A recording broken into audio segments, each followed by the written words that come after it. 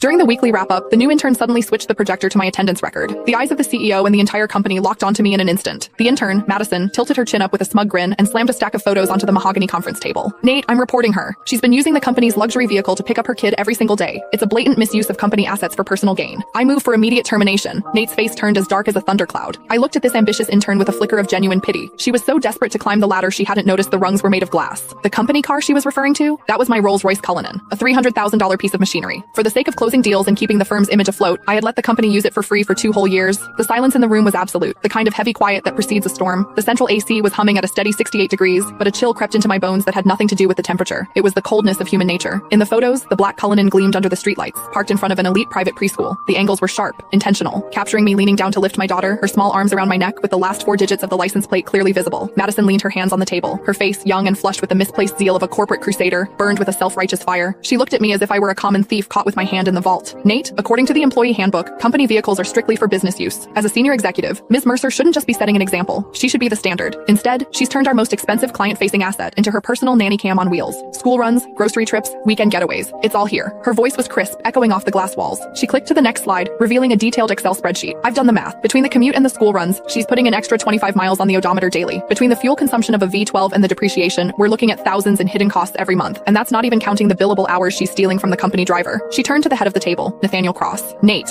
was my college classmate. He was the founder of this firm. In the early days, when he couldn't even cover payroll, I was the one who dipped into my savings to keep the lights on. Later, when we needed to project an image of success to land the big fish, my 5-year-old BMW didn't cut it. Without a second thought, I brought in the Cullinan I'd bought myself as a 35th birthday present, a car I'd owned for less than a month. I told him back then, take it, use it. We need the clients to see we're already in their league. That temporary favor had lasted 2 years. I paid for the gas. I paid the insurance premiums. I covered the maintenance. Sometimes when the driver was overwhelmed, I even drove to JFK myself to pick up VIPs. Everyone in this building knew that car was mine, or at least they should have. But looking at Nate now, there was no defense in his eyes. His brow was furrowed, his fingers drumming rhythmically on the table, a nervous habit he had whenever he was weighing his own interests against someone else's. Diana, Nate finally spoke. His voice was low, coated in a professional coldness that felt like a slap. The evidence Madison provided, is it true? I stared at him, my heart skipping a beat. Is it true? 2 years ago, when he begged me for the car to save face, he said, Diana, I'm so sorry to ask this of you. As soon as we're in the black, I'll buy you a brand new one. 1 year ago, when the cash flow dried up, I used that car as collateral for a bridge loan so he could pay his staff. He told me then, Diana, this car is the company's lifeline. It's your badge of honor. And now, he was asking me if it was true. I scanned the room. George, the sales manager, had used that very car last week to pick up his mother-in-law from the hospital, bragging on Instagram about company perks. Now he kept his head down, intently studying his legal pad. Sarah from HR, who asked for the keys every other month for supplies but really just wanted to cruise with her boyfriend, was looking at me with a sneer as if I were a white-collar criminal. It turns out that in the face of profit, kindness isn't just cheap, it's invisible. What do you think, Nate? I asked. My voice was calmer than I expected. Nate avoided my gaze. The photos speak for themselves. Diana, you've been with us since the beginning, and we're friends.